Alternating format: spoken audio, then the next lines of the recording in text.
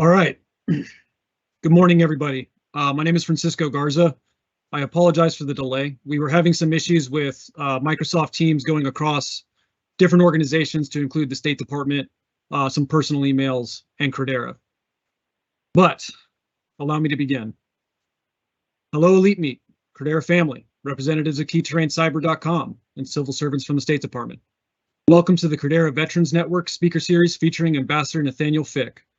Mr. Ambassador, in the audience today, we have Megan Thetford representing the nonprofit Elite Meet, Byron Owen from KeyTerrainCyber.com, Nate Raymond representing Credera US, Mahesh Kumar Agrawal representing Credera Asia Pacific, Russell Bird representing Credera UK, Thomas Voigt representing Credera Deutschland, as well as our expert panelists. Without further ado, Mr. Ambassador, the floor is yours. Francisco, thanks so much for the introduction. Hello to the team. Apologies for the technical challenge getting things up and running, but I'm really glad to be with you today. I thought maybe I'd offer 5 minutes or so of just some framing remarks, and then we can take this in any direction you'd like to go. Again, my name's Nate Fick. I'm the U.S. Ambassador at Large for Cyberspace and Digital Policy, which means I oversee our diplomacy related to tech issues around the world. And it's a new role created at the recommendation of the Cyberspace Solarium Commission over the course of several years. And it's an effort to integrate and elevate our approach to technology diplomacy based on the fundamental idea that tech is changing every aspect of our foreign policy, just as it's changing every aspect of our lives. It's no longer possible to practice any kind of bilateral, regional, or functional diplomacy absent technology issues, whether we're talking about arms control or climate or human rights, whether we're talking about NATO issues or ASEAN issues or bilateral relationships with any of our historical allies anywhere in the world or any country at all. So the remit of this office covers 3 broad areas: cybersecurity policy, telecommunications policy, which we define broadly to include cable, fiber, wireless networks, satellites, data centers, all of the connectivity, the architecture that gets the internet into your office or into your phone. Third is critical and emerging technologies, which, as you might expect, recently is all AI all the time, but also includes quantum computing, synthetic biology, and other things. All of those 3 technology areas are built on a foundation of digital freedom. That is the idea that technology development, deployment, and governance must be done in a fundamentally inclusive and rights-respecting way that is multi-stakeholder, that includes not only governments, but also companies and civil society organizations of all kinds. In terms of priorities in this role, let me lay out a couple. The first is institutionalizing our approach to tech diplomacy, really ensuring that we build something here in the first couple of years that will endure, because we think that this is a foundational transformation in how the State Department and the U.S. government need to interact in the world. So we're building a new team at the department, a new bureau, an office for a special envoy for critical and emerging tech. And we're also trying to push the expertise out to the edge. We are training officers with a goal of having a trained person in every U.S. embassy around the world by the end of next year. We're about halfway toward that goal.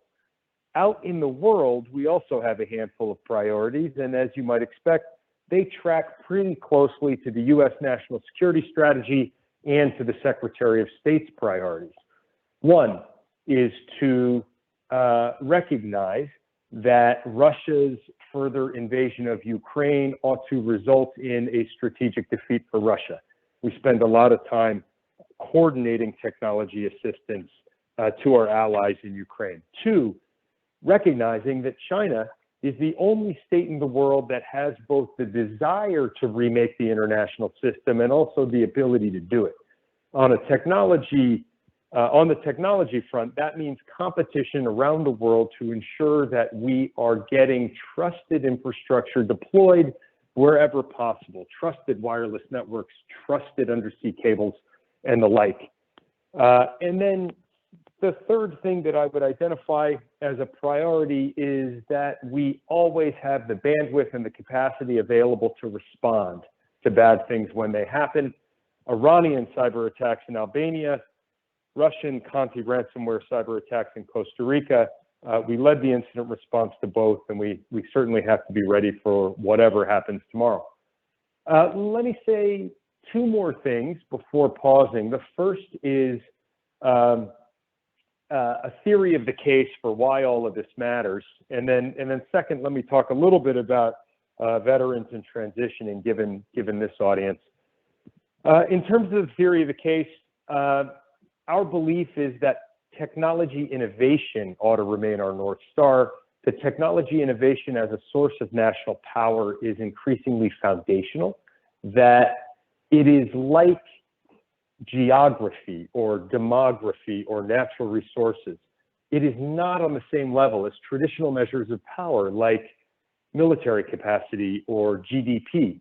Those things are increasingly downstream of a nation's ability to innovate on the technical front. So anything we do from a governance standpoint ought to be viewed through the lens of ensuring that we maintain our competitive advantage, that we maintain the vibrancy of the American innovation ecosystem, but also the vibrancy of the tech ecosystems in our allies and our partners. This is not about narrow American commercial self-interest. It's about creating harmonized markets across like-minded partners and ensuring that we together have the most robust, healthy group of companies and innovators that we can. Second, just on veterans transitions, let me say a few kind of personal things here. I served as a Marine infantry officer from 1999 until 2004. I did combat tours in Iraq and Afghanistan. I left to go to business school. I stayed in the reserves. I ended up going back to Afghanistan in different capacities. And I would just say personally that now having led organizations in very different venues, from small units in combat in the Marines to a nonprofit to an early stage technology business, through the growth stage, all the way through running the security business unit of a global public company, and now leading a different kind of team at the State Department. Military leadership experience and training have really served me well. It's the foundational formative experience of my life.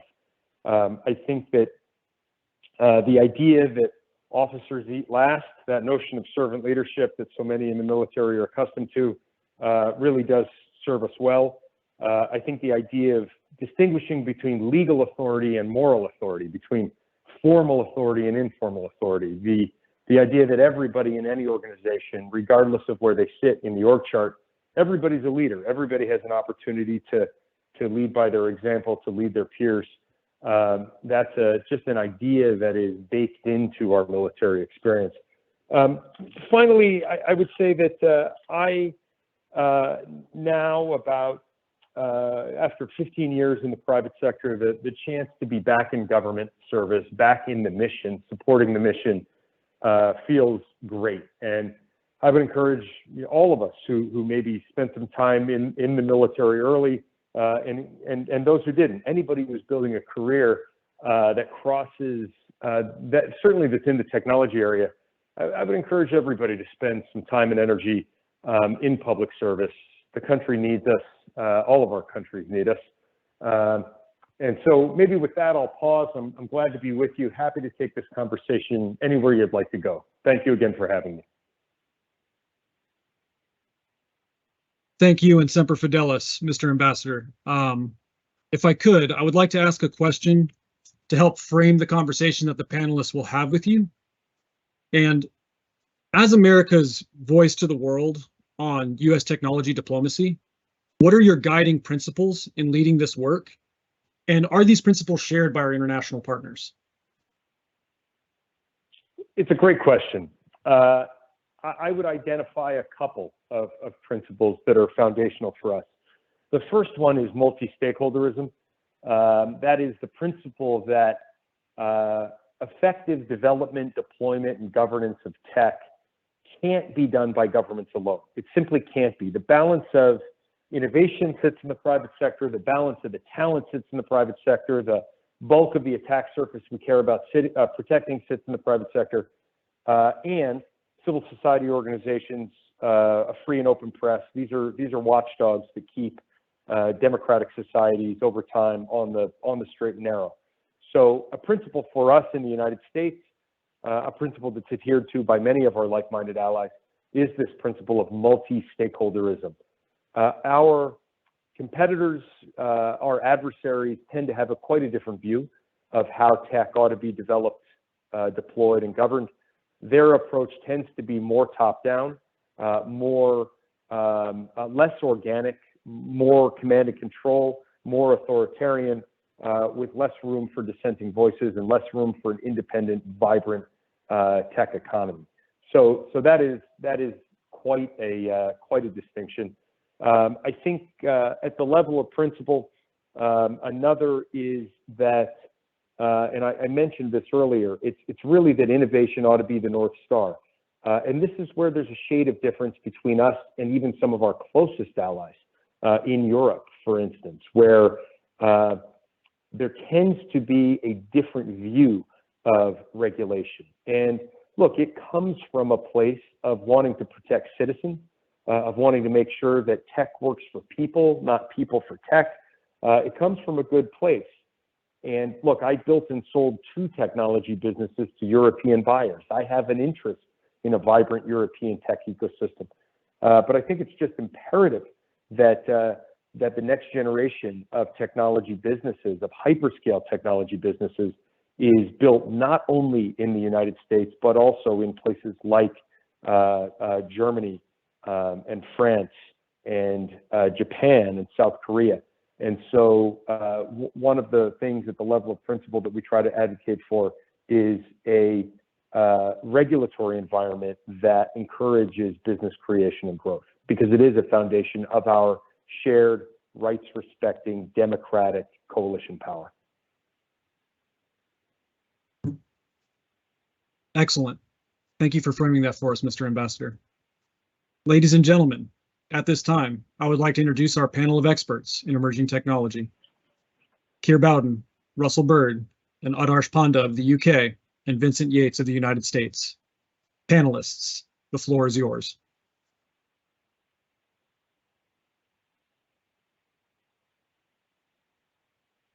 Thanks very much, Francesca, and thank you very much for the opportunity, Mr. Ambassador. My question is around regulation.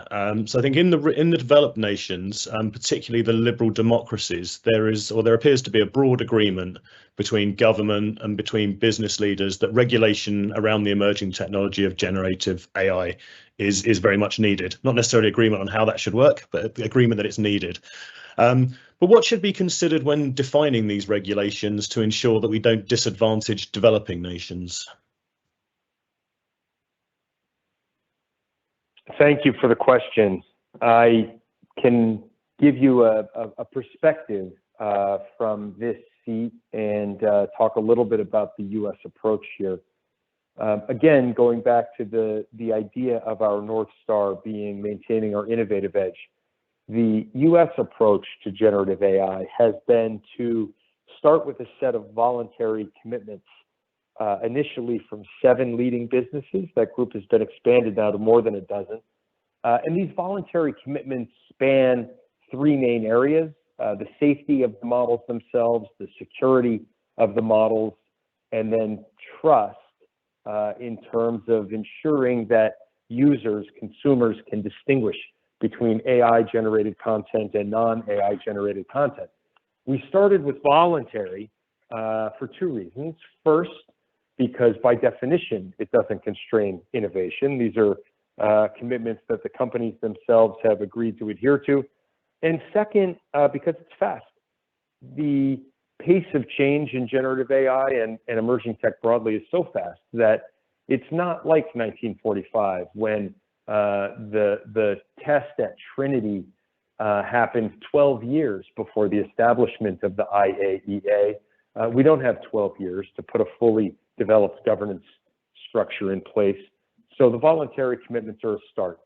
The point that you're getting to, I think, about ensuring inclusive access to the benefits of the technology is a really important one. And the way we're thinking about that is recognizing kind of a central reality of multilateral diplomacy, which is that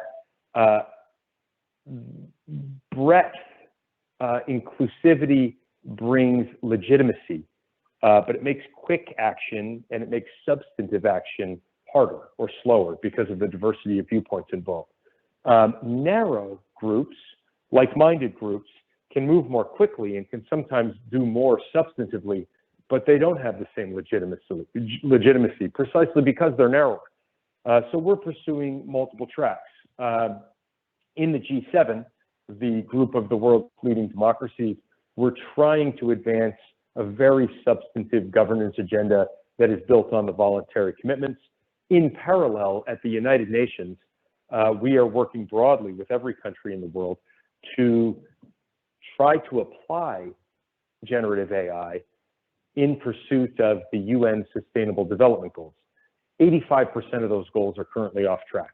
And so one opportunity, perhaps, to shift the slope of the line towards the SDGs is the application of AI. I'll be in New York next week with Secretary Blinken at the UN General Assembly High-Level Week, and he's hosting an event on Monday focused on exactly this, on the application of AI in pursuit of sustainable development goals, things like agricultural productivity and climate forecasting and medical diagnostics that matter to everybody on the planet. So it's a multi-pronged strategy, but right at the beginning, we are trying to set the expectation that the upside advantages of AI are what we ought to lead with, and they must be inclusive of all the people in the world.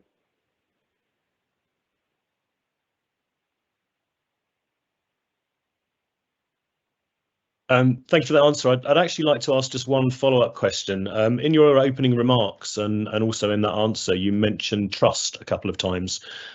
Could you speak to the challenges where there's maybe a lack of trust between cultures when trying to build this broad agreement between nations? Sure. Look, there's a long history of exploitation and animosity and uneven outcomes in the world. A history that dates back to the beginning of humanity, certainly the beginning of settled civilizations. And so more recently, I look at the governance or failures of governance in previous recent generations of technology.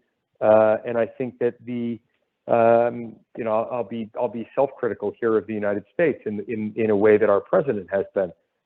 President Biden wrote an op-ed in the Wall Street Journal early this year calling for federal privacy regulation in the United States, calling for some semblance of platform accountability, social platform accountability, calling for algorithmic transparency.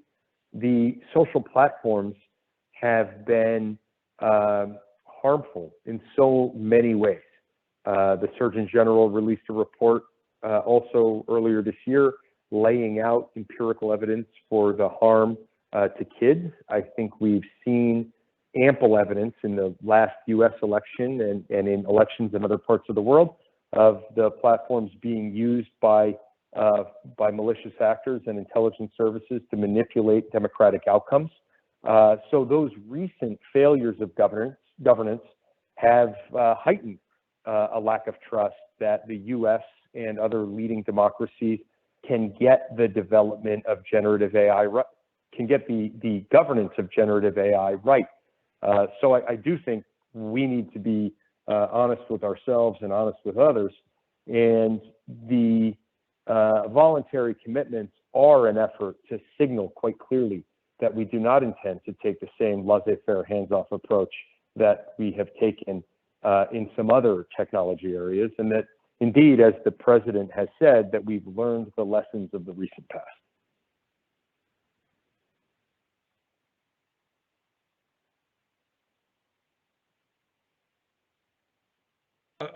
So just a little bit of a follow-up question, Mr. Ambassador, nice to meet you.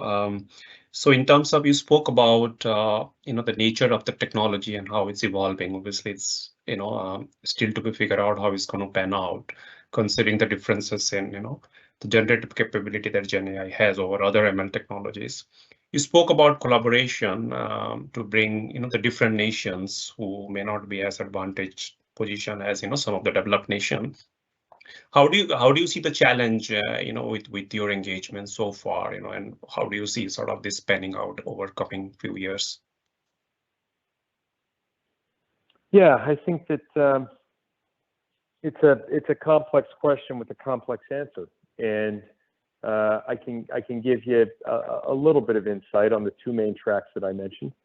I think at the G7, you have a variety of viewpoints represented, even on that narrow, like-minded path that we're using to try to multilateralize the voluntary commitments.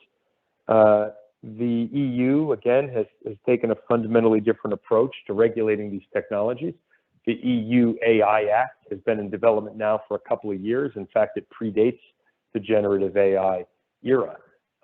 And it is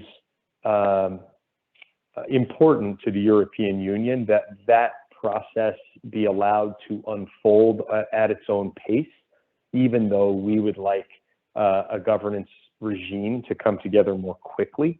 So that's one area of tension. I think at the United Nations, you have a couple of vectors that are quite challenging, that manifest themselves in different ways. One is that the PRC, again, has a fundamentally different view of a tech future. Does not believe in privacy in the same way that many in the G7 democracies think about privacy. Does not believe in a separation between government policy and a private economy, free market economy in the same way. And then the second vector would be Russia, which is acting largely as a spoiler in any process, and I think that's quite clear given the Russian behavior in the context of the invasion of Ukraine, where violations of international law and indeed human atrocities are occurring on almost a daily basis. And so, in that context, it's hard to get agreement at the UN on issues as complex as this one. I don't want to leave you on a totally negative note, though. So let me just highlight a success at the United Nations over the past couple of decades. Classic ground game diplomacy resulted in the Framework for Responsible State Behavior in Cyberspace, which is a pretty robust set of principles governing state behavior in cyberspace below the threshold of the use of force. And that set of principles has been endorsed multiple times now by every UN member state. And it's very hard to identify a single other topic on which we could get unanimous UN member state endorsement right now, given the general geopolitical situation in the world. But it's a good reminder that multilateral engagement that it matters, that it can be successful, but that it takes consistent applied effort generally over a long period of time. Brilliant. Thank you, Mr. Ambassador. Makes sense.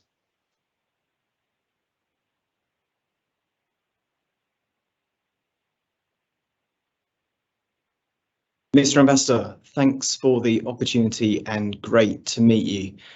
We talk today at a time when utilisation of AI within businesses is a fast developing, ultra hot topic. Our surveys, they're showing that the vast majority of our customers know that they need to do something with AI. This week, Salesforce at Dreamforce have echoed very similar results to ours, stating that 75% of their customers are expecting to adopt AI by 2027. However, our surveys are also showing that there's a level of uncertainty from our customers, and this is generally targeted at the visibility and trust of the AI decision-making journey. Again, just this week, Mark Benioff shared similar results, stating 52% of consumers do not believe that AI is safe or secure. And one of the key takeaways from the keynote speech was that transparency builds trust.